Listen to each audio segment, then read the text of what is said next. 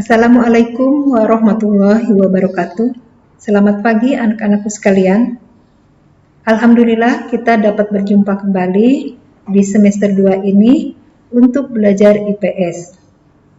Adapun materi untuk belajar IPS adalah yang pertama adalah tentang ketergantungan antar uang terhadap kesejahteraan masyarakat.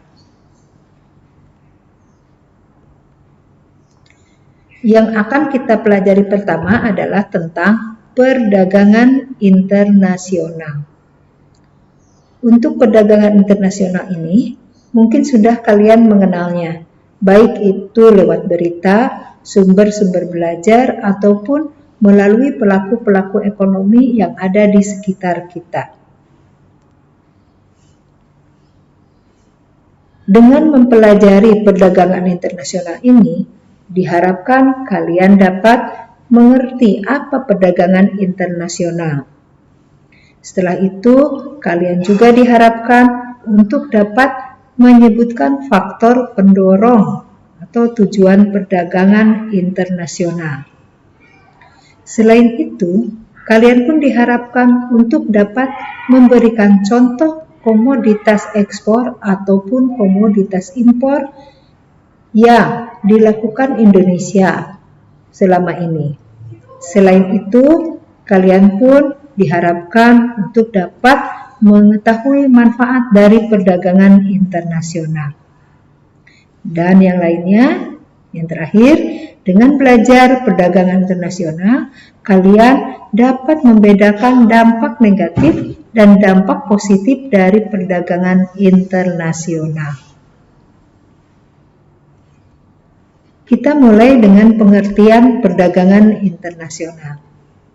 Untuk pengertian ini banyak sekali dapat kalian jumpai di buku-buku, di sumber belajar yang lainnya. Tetapi Ibu hanya memberikan 3 saja mengenai pengertian perdagangan internasional. Yang pertama, perdagangan internasional adalah kegiatan perdagangan yang dihasilkan dari kesepakatan atau perjanjian antar penduduk, badan usaha atau perusahaan suatu negara dengan penduduk atau badan usaha ataupun perusahaan negara lain.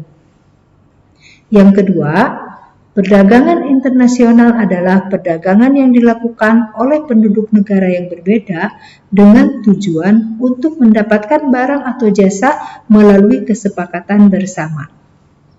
Dan satu lagi yang paling simpel, mungkin yang dapat lebih mudah dipahami adalah bahwa kegiatan perdagangan internasional adalah kegiatan jual beli barang dan jasa oleh 2 negara atau lebih guna memenuhi kebutuhan. Itulah pengertian perdagangan internasional. Selanjutnya adalah tentang tujuan perdagangan internasional. Setiap negara mempunyai tujuan masing-masing. Adapun beberapa tujuan dilaksanakannya perdagangan internasional adalah yang pertama, memperluas wilayah perdagangan. Yang kedua, berbagi teknologi dan inovasi modern. Yang ketiga, meningkatkan devisa negara. Dan yang terakhir adalah memenuhi kebutuhan. Untuk tujuan ini tidak hanya terbatas sampai 4 saja, dapat kalian cari lagi, gali lagi dari sumber-sumber belajar yang lainnya ya. Selanjutnya adalah contoh-contoh barang dan jasa perdagangan internasional. Yang pertama adalah barang dan jasa yang diekspor oleh Indonesia. Artinya, yang dijual, yang dikirimkan ke luar negeri. Ya. Yang pertama adalah karet dan produksi karet. Produksi karet contohnya ban. Ya. Yang kedua, sawit dan turunannya, minyak sawit. Yang ketiga, udang atau lobster. Yang keempat, kakao, kopi, ikan dan produk perikanan. Yang ketujuh, batu bara, kayu manis, produk hasil hutan, tekstil, jasa penyewaan, jasa teknologi dan informasi, jasa perdagangan, dan juga tenaga kerja Indonesia. Untuk yang nomor 9, dapat kalian perhatikan adalah produk hasil hutan. Produk hasil hutan artinya hasil olahan hasil hutan. Jadi bukan kayu gelondongan ataupun misalnya rotan mentah, tetapi harus sudah berbentuk hasil produk. Kursi rotan, lemari, bisa. Dan kemudian ikan dan produk perikanan, yaitu hasil-hasil produksi yang bahan bakunya ikan. Misalnya ikan balado, teri yang dikeringkan, atau misalnya tepung ikan, itu adalah produk-produk perikanan. Ya, mudah-mudahan kalian paham ya. Selanjutnya adalah contoh barang dan jasa perdagangan internasional. Barang jasa impor Indonesia, yaitu barang yang didatangkan ke Indonesia, yang dibeli Indonesia, yang dikirim oleh luar negeri ke Indonesia. Yang pertama mesin, misalnya mesin cetak dari Jerman. Yang kedua alat tempur. Alat tempur itu senapan misal. Yang ketiga pesawat, misalnya pesawat dari Rusia. Mobil, motor. Mungkin pada saat ini termasuk di dalamnya adalah sepeda, ya, kita sudah mengimpor dari luar negeri. Yang keenam adalah komoditas pangan. Beras, gula pasir, bawang putih, daging. Yang ketujuh, barang elektronik. Coba perhatikan nomor 6 mengenai komoditas pangan. Beras, gula pasir, bawang putih kita mendatangkan dari luar negeri. Ini adalah tugas kita semuanya. Ya, mengapa padahal beras banyak, gula pasir, pohon tebu di kita banyak, bawang putih pertanian cukup banyak di Indonesia, tapi kenapa kita masih mengimpor? Nah, ini adalah pertanyaan untuk kita analisis semua. Ya. Selanjutnya adalah manfaat perdagangan internasional. Manfaat perdagangan internasional bagi pelaku kegiatan ekonomi adalah yang pertama, menjalin persahabatan antar negara atau menciptakan perdamaian. Yang kedua, membuka lapangan kerja baru untuk meningkatkan kesejahteraan. Yang ketiga, terpenuhinya kebutuhan. Yang keempat, mempercepat pertumbuhan ekonomi. Dan yang kelima, mempercepat pembangunan.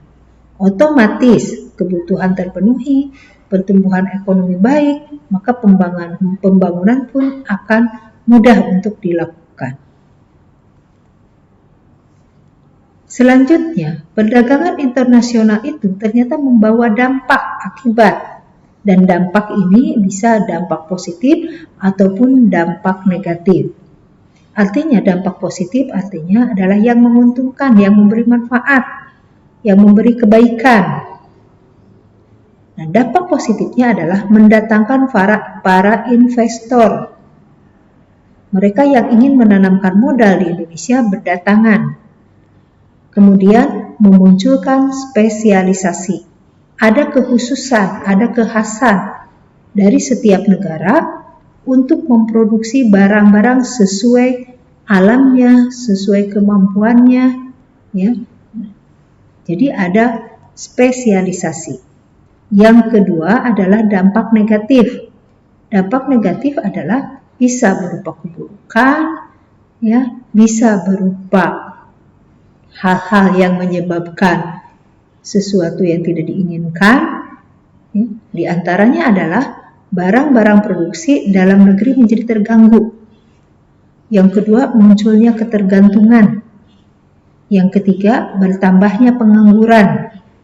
Yang keempat, terjadinya persaingan yang tidak sehat. Nah, untuk yang negatif ini sudah ada beberapa yang terjadi di Indonesia. Misalnya saja dengan berdatangannya barang-barang dari luar negeri yang sebenarnya bisa diproduksi di Indonesia.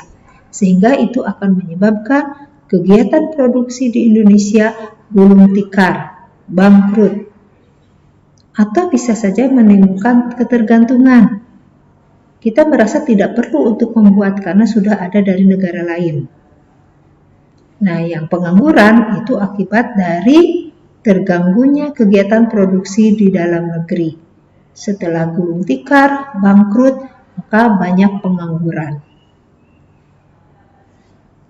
Yang terakhir adalah terjadinya persaingan yang tidak sehat. Itulah dampak-dampak dari perdagangan internasional, baik dampak positif atau negatif. Selanjutnya, dalam pelaksanaannya, perdagangan internasional itu tidak selamanya mulus. Ada hambatan-hambatan atau kendala-kendala yang dirasakan oleh pelaku kegiatan perdagangan internasional. Di antaranya yang menjadi hambatan itu adalah yang pertama, konflik atau peperangan. Yang kedua, regulasi atau kebijakan pemerintah, yaitu tentang aturan, tarif, misalnya tarifnya semakin mahal atau kuotanya dibatasi, kuota itu jumlah barang yang dibatasi, atau kurs itu adalah nilai mata uang yang berbeda atau nilai mata uang yang sedang turun, itu yang akan menjadi hambatan. Yang ketiga adalah perbedaan bahasa. Yang keempat, waktu, biasanya lama, ya, dirasakan terlalu lama untuk perdagangan internasional, maka itu akan menjadi hambatan. Yang terakhir adalah adanya organisasi ekonomi yang lebih mementingkan anggotanya. Misalnya saja MEE lebih mementingkan masyarakat ekonomi Eropa lebih mementingkan negara-negara yang ada di Eropa, atau ASEAN itu akan lebih mementingkan negara-negara ASEAN. Itu adalah hambatan perdagangan internasional. Mungkin dari Ibu cukup sekian saja dulu untuk materi perdagangan internasional. Mudah-mudahan kalian dapat memahaminya, dan Ibu harapkan kalian dapat mencari lagi dari sumber-sumber belajar yang lain. Terima kasih sudah belajar bersama Ibu. Semoga sukses dan tetap di rumah dengan menjaga protokoler kesehatan. Assalamualaikum warahmatullahi wabarakatuh.